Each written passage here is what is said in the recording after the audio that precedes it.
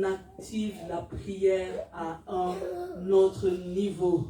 Parce que c'est le 3e jour que Jésus s'est ressuscité. Amen.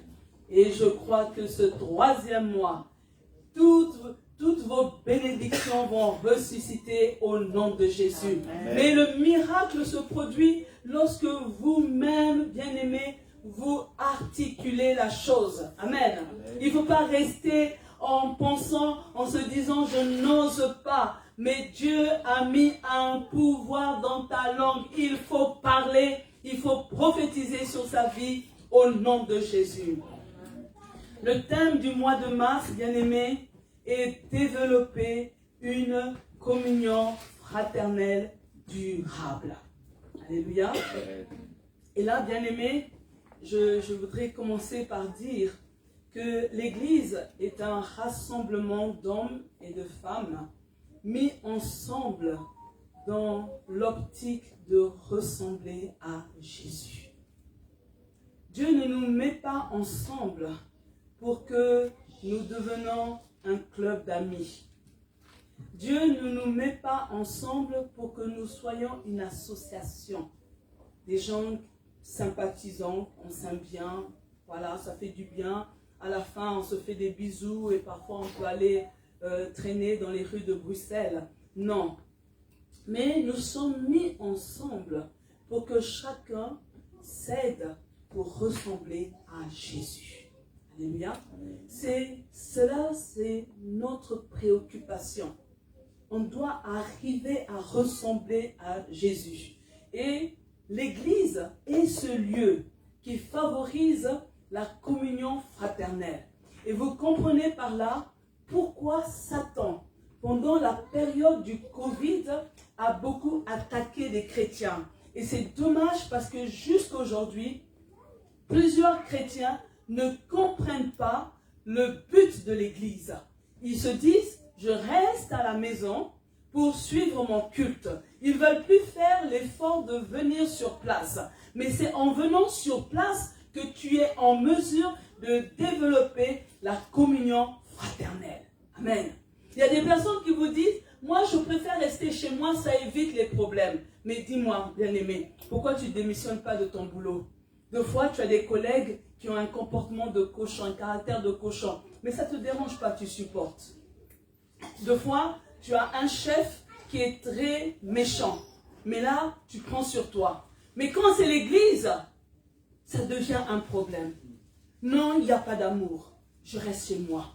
Je suis le message à distance. Dieu va me bénir. J'envoie mes offrandes. Non. Tu envoies tes offrandes, gloire à Dieu. Mais Dieu veut aussi le développement de la communion fraternelle. C'est pour ça, bien-aimés, il faut savoir que Dieu nous invite à bâtir une communion fraternelle authentique en développant de bonnes relations avec les autres. Alléluia. On voit que dans le monde, c'est quelque chose de difficile. Mais nous, chrétiens, nous devons relever le défi de parvenir à développer de bonnes relations avec les autres. Alléluia. Ce n'est pas facile de développer des relations avec des personnes avec qui nous ne sommes pas de la même origine, de la même race, parce que des fois il y a un choc culturel.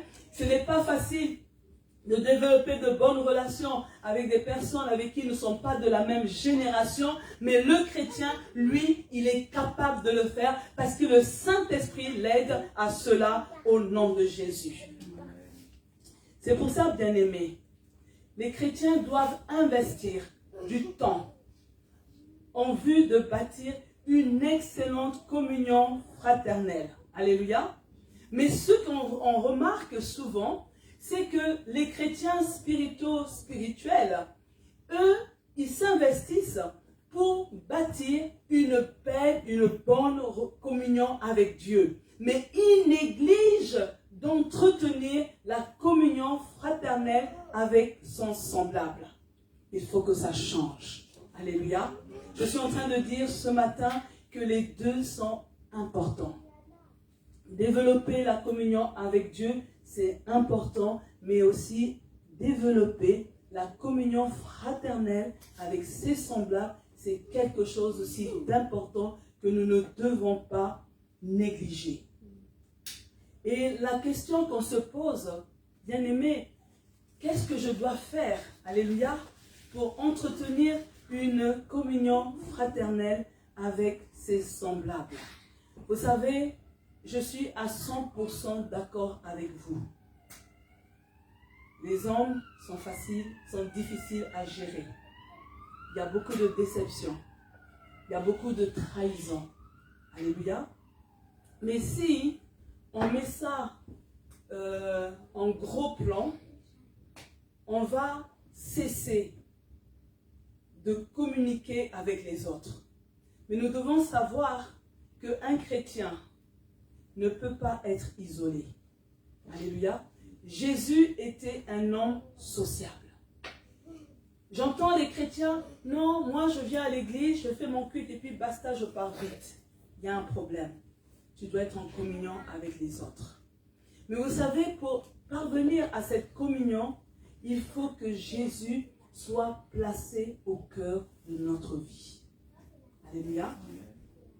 Lorsque c'est Jésus qui est au centre de notre vie, lorsque c'est Jésus qui est au cœur de notre vie, il est possible, bien-aimés, d'entretenir une bonne communion fraternelle avec tout le monde. Amen. Alléluia. Je dis qu'il est possible parce que Jésus est notre modèle par excellence.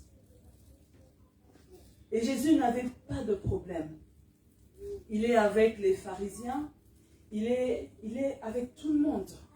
Et ça veut dire que lorsque nous avons Jésus et lorsque nous invitons le Saint-Esprit, il va nous aider pour pouvoir entretenir des relations avec des personnes différentes.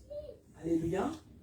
Et l'intitulé de ce matin est « Placer Jésus au cœur de nos vies pour bâtir une communion fraternelle authentique. » Alléluia. Placer Jésus au cœur de nos vies pour bâtir une communion fraternelle authentique. Et d'emblée, je voudrais vous dire, bien-aimés, qu'il y a des actes à poser pour permettre aux chrétiens de placer Jésus au cœur de sa vie en vue de bâtir une communion fraternelle authentique. Alors, le premier acte, bien-aimé, c'est de bénir les autres. Alléluia. Je suis en train de dire, bien-aimé, que bénir les autres est un signe de maturité, car on comprend le sens de la bénédiction. Alléluia.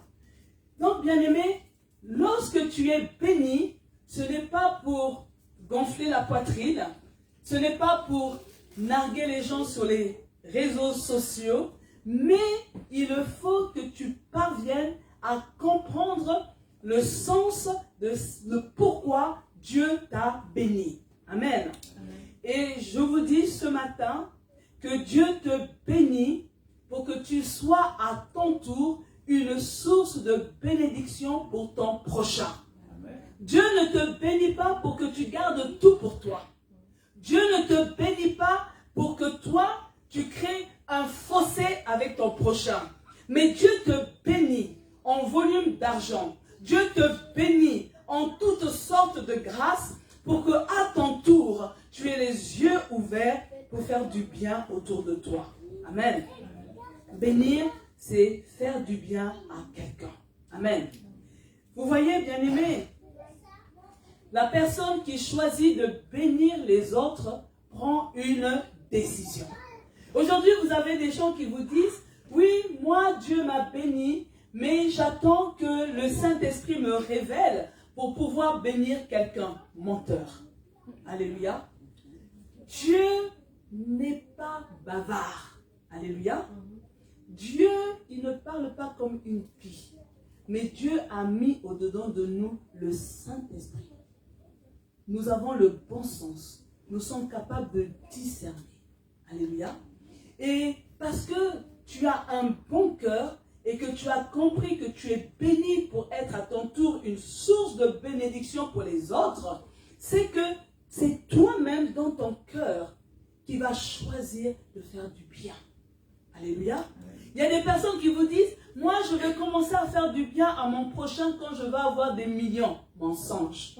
Si tu ne parviens pas à bénir quelqu'un avec le peu que tu as, ce n'est pas quand tu auras des millions que tu vas aussi pouvoir bénir. Non.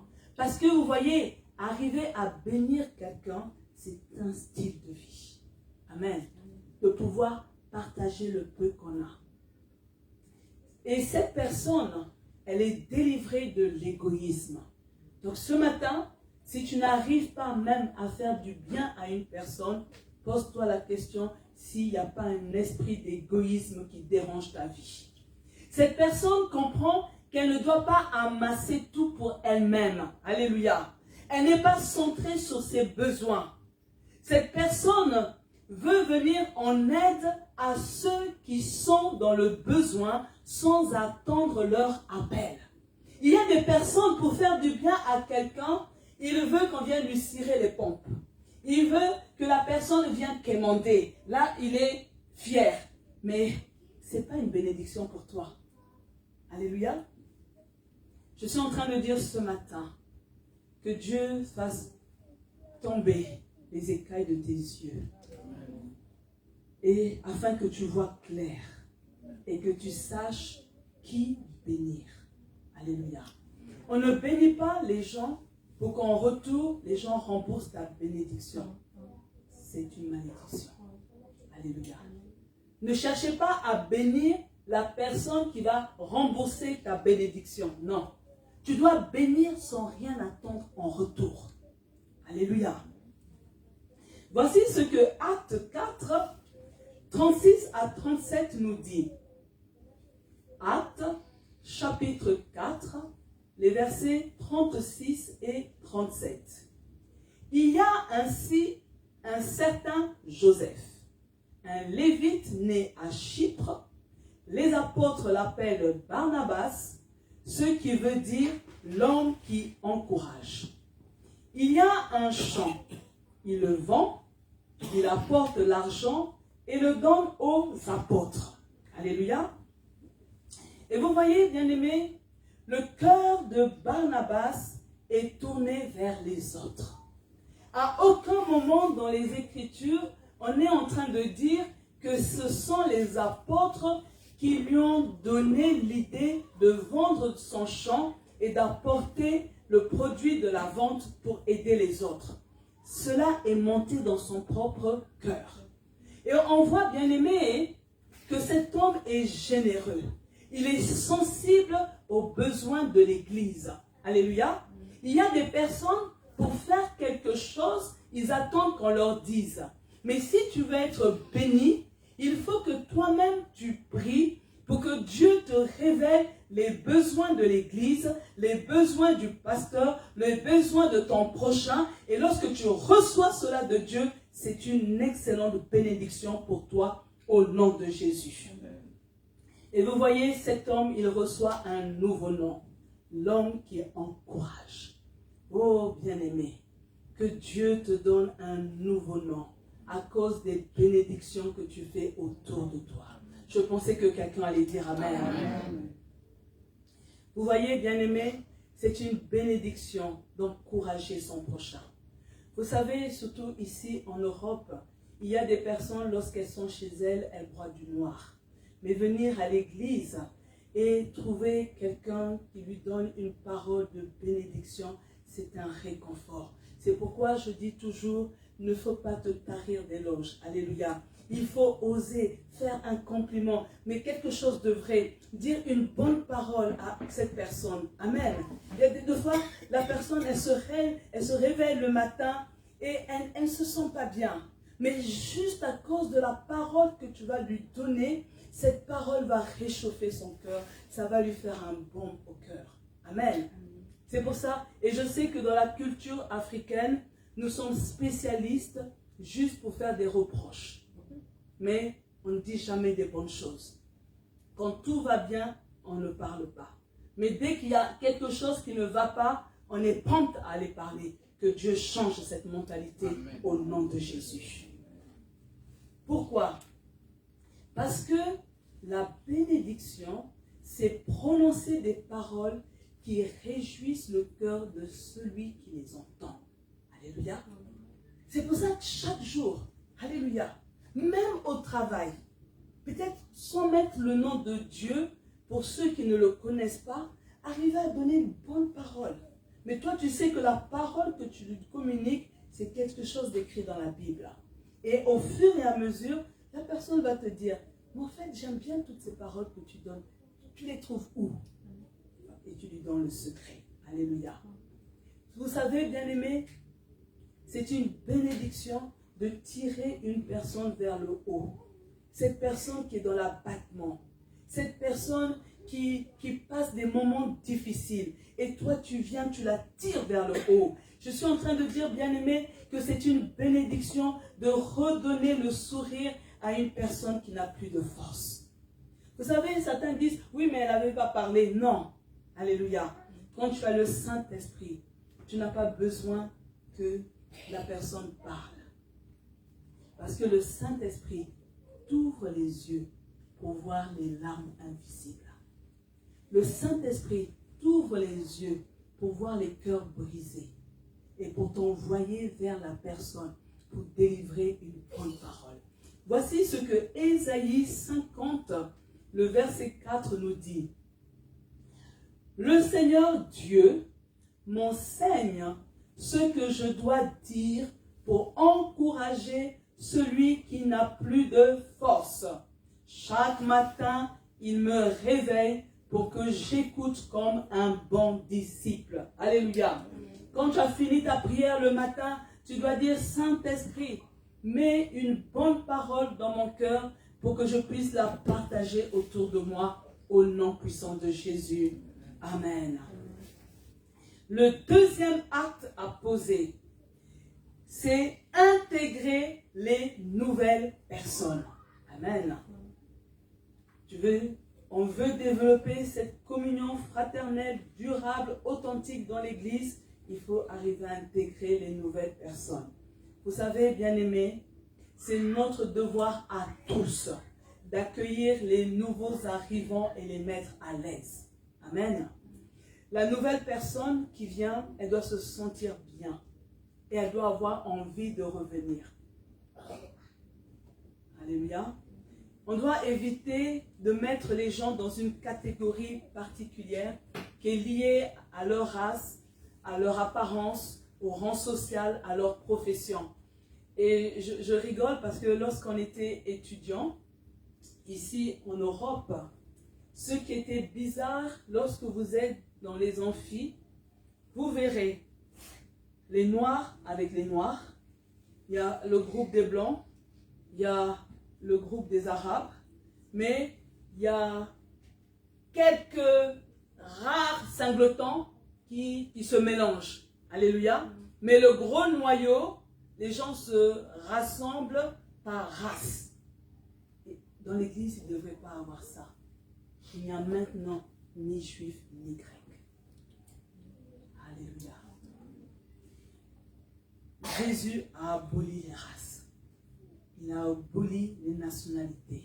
Parce que nous sommes tous membres de la famille de Dieu. Alléluia.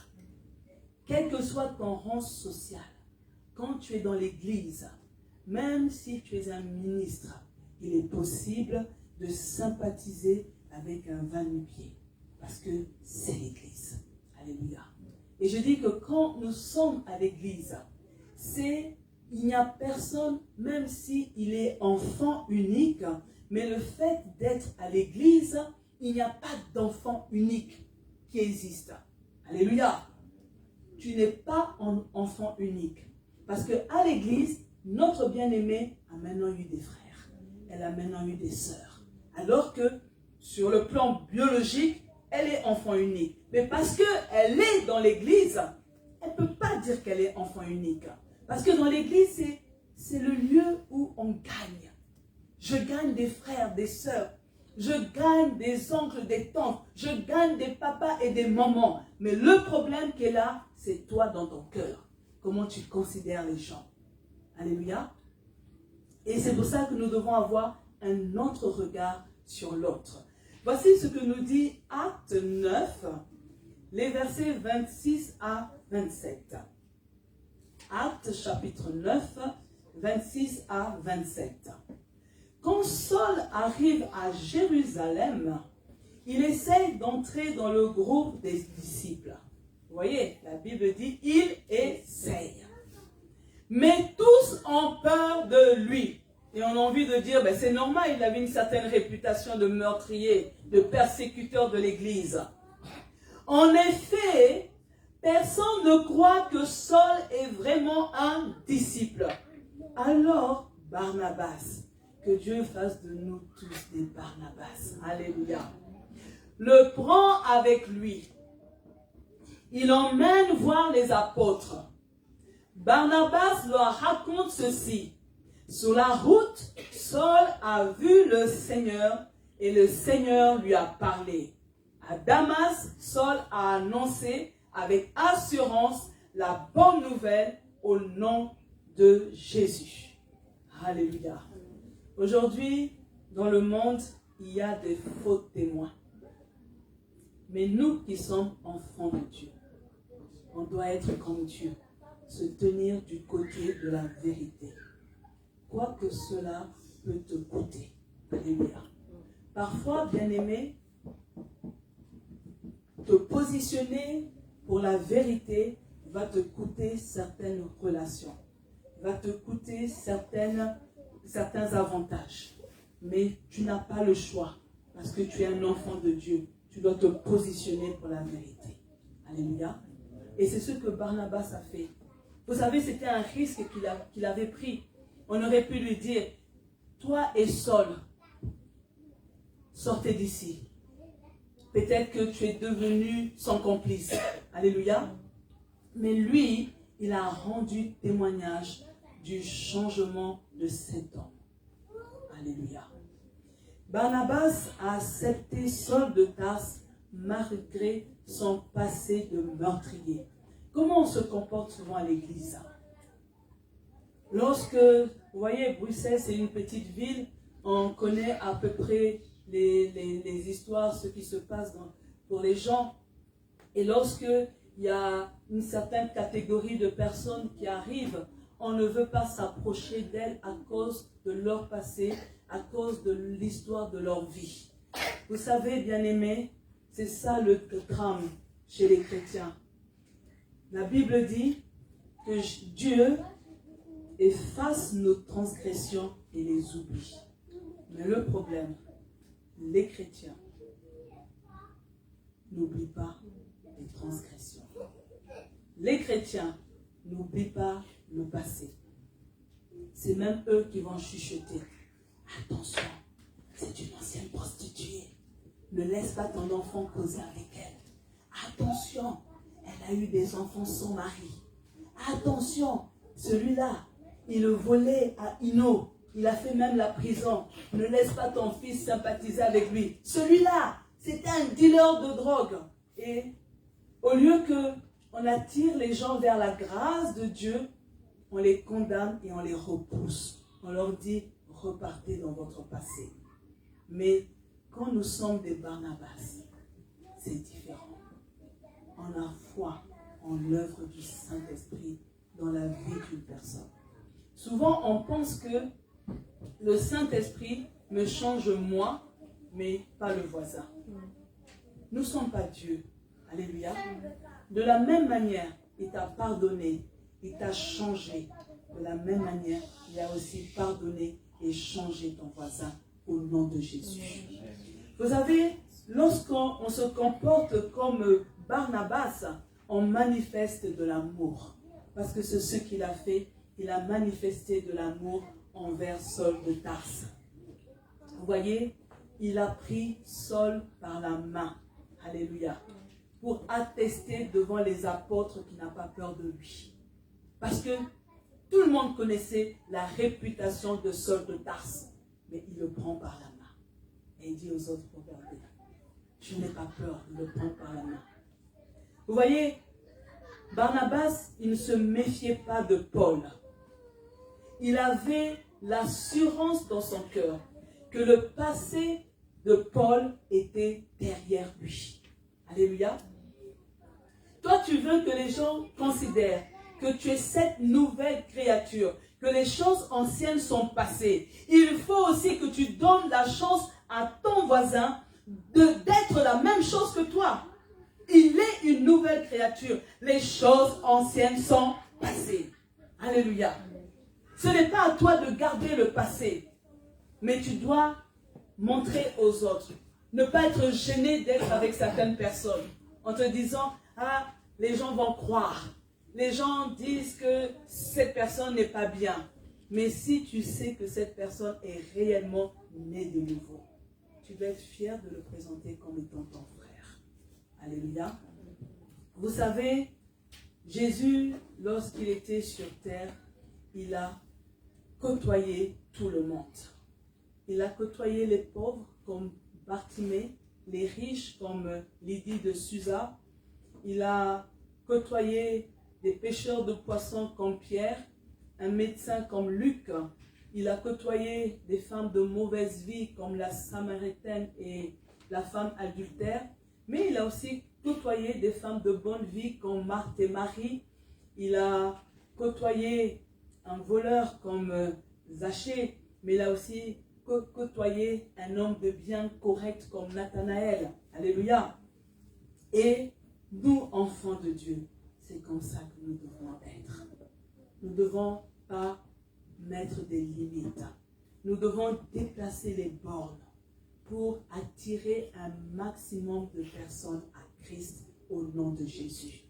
Voici ce que Marc 33 à 34 nous dit.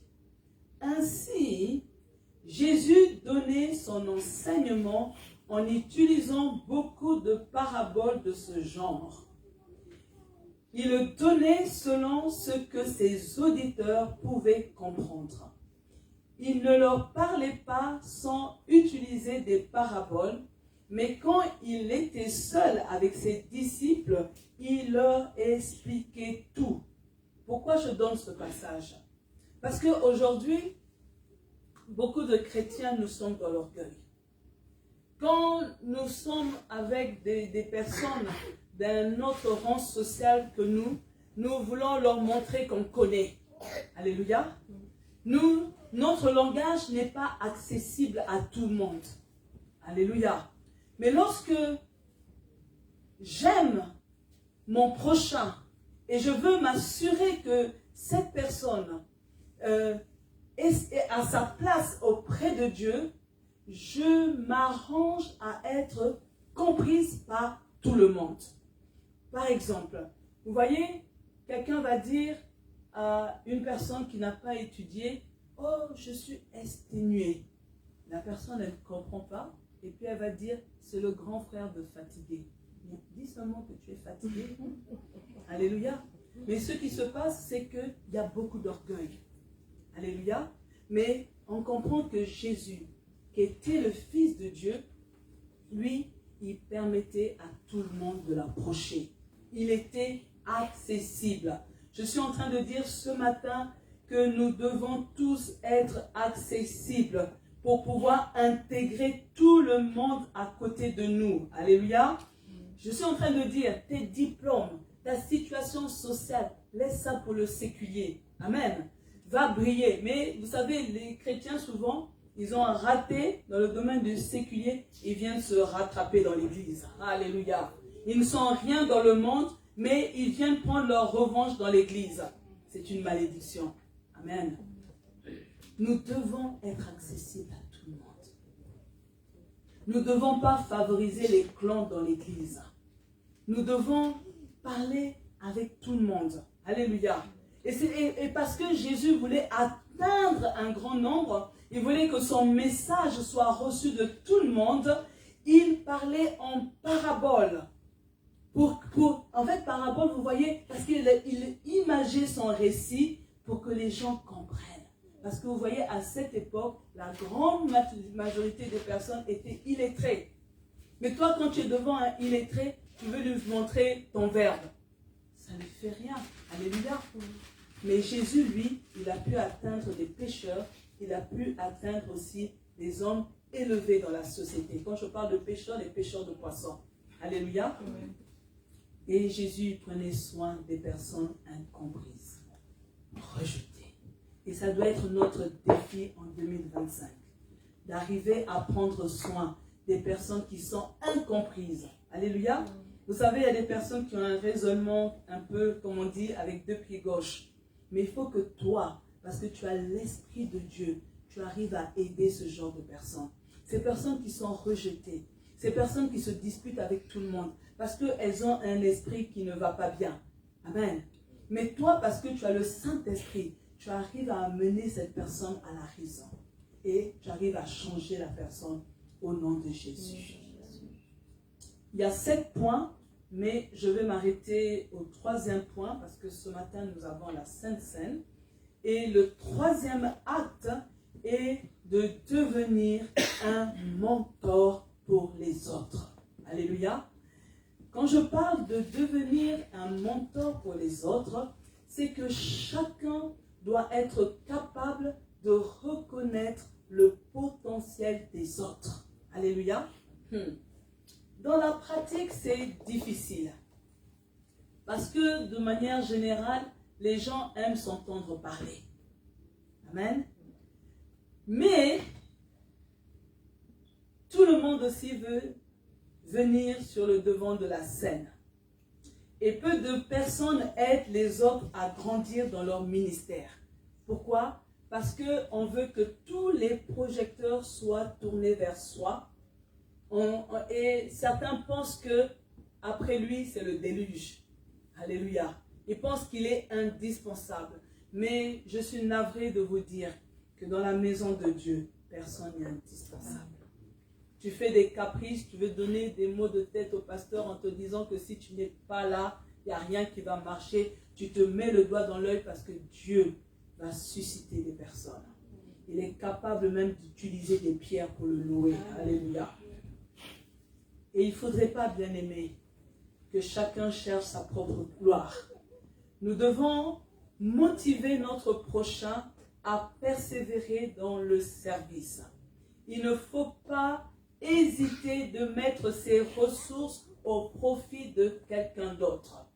Vous voyez, il y a des personnes qui ont des grâces. Mais il leur manque peut-être un talent que toi tu as.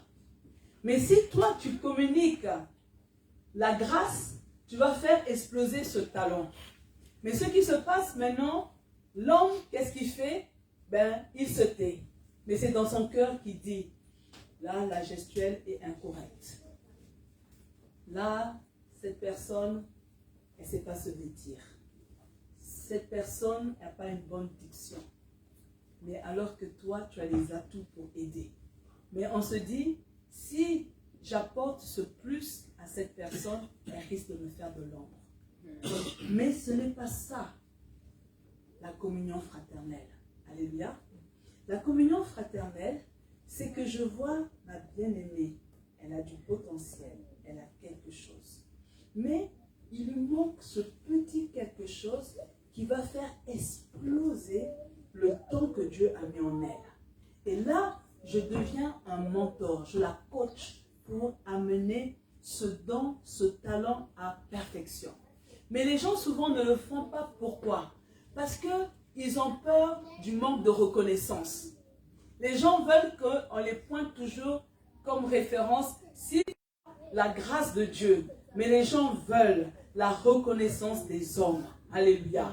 Nous devons, bien aimés, faire ce que nous avons à faire. Nous devons faire ce que Dieu nous demande de faire. Si la personne que Dieu nous désigne de coacher, que Dieu nous demande d'être un mentor pour elle, et que cette personne ne manifeste pas la reconnaissance, so what? C'est son problème avec Dieu. Alléluia. C'est son problème. Amen. Mais toi, un juif né à Alexandrie, arrive à Éphèse. Son nom est Apollos. Il parle bien et connaît parfaitement les livres saints. On lui a appris à suivre le chemin du Seigneur avec beaucoup d'ardeur. Il annonce et enseigne exactement la bonne nouvelle de Jésus. Mais il connaît seulement le baptême de Jean. Donc il s'agit du baptême de Jean-Baptiste. Il n'a pas entendu parler d'autre chose. Il se met donc à parler avec assurance dans la maison de prière des Juifs. Quand Priscille et Aquilas l'entendent, ils le prennent chez eux et lui enseignent plus exactement encore le chemin du Seigneur. Le couple Priscille et Aquilas joue le rôle de mentor. Ce que tu es, que ton ministère explose. Amen. Mais ils ont fait ce qu'ils devaient faire. Le mentor apporte un plus à ce que tu as déjà. Alléluia. Le mentor te guide pour exceller dans ton ministère. Le mentor forme des hommes spirituellement matures pour le service de Dieu. Le mentor te transmet ses acquis pour te faciliter la tâche. Alléluia. Vous voyez, parce que le mentor, c'est quelqu'un qui a travaillé, qui a de l'expérience et il a eu un parcours. Il connaît les failles du ministère.